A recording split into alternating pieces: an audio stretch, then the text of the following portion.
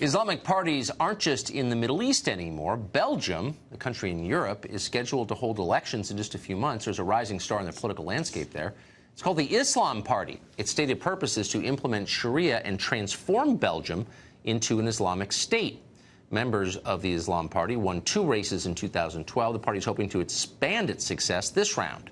Katie Hopkins writes for Rebel Media. She has traveled to the town of Molenbeek.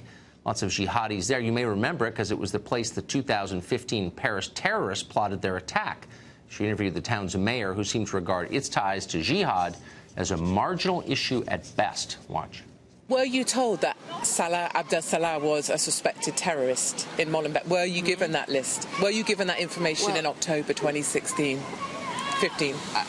Yes. Well, we had a list, but this list was known. I just had a list of a few names. Mm-hmm. Well, I would say more than 30 names, but it was not the job of the local police to follow those people.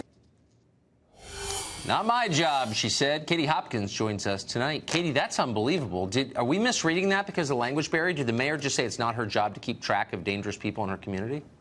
Absolutely. She's the mayor of Molenbeek. She's been there for about 6 years or so now. She was given the name and the location. He ran a bar in the town of the coordinator of the Paris attacks, where 130 were killed, 415 were maimed. And when I said to her, you had that list, you had his name, you did nothing, she said, it's not my job. It was not my job to do something. And of course, this is part of the problem in the jihadi capital of Europe, where I've just spent 3 days, is that politicians turn a blind eye because they are dependent on the voters who are Muslim and they want their support.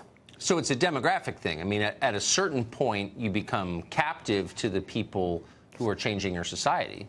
That's absolutely right. You know, what I've just seen, I've spent 3 days walking the streets of Molenbeek. It's known as a place that other reporters won't go because it's 80% Muslim. There's a lot of Sunnis there, a lot of Salafists, a lot of Shiites, very hardcore kind of religious individuals. But you've got a triumvirate, the perfect storm of a lot of unauthorized mosques, particularly controlled by Iran and money flowing in. You've got one type of population, 80% Moroccan heritage Muslims.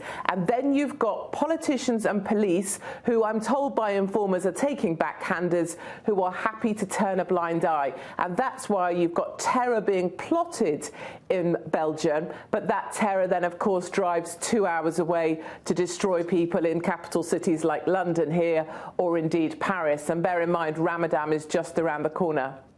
What do the rest of Belgium think of this? Ordinary Belgians, are they for this? Yeah, it's so interesting. Obviously, there's a great deal of white flight. I walk through, I think you have images and stills there, the marketplace. I was the only woman with my head uncovered. Everybody there is in a burqa. The Islam Party that are putting up 28 candidates in September, they want segregated transport, segregated living, and they want halal everywhere and Sharia. And I can see it coming. So there's a massive white flight. And academics and teachers and certain individuals will tell me their truths. They will tell me there are unauthorized mosques, that the teachers are giving up hope, that people want to move out, but they don't want to be seen to be saying that because it goes against the liberal narrative.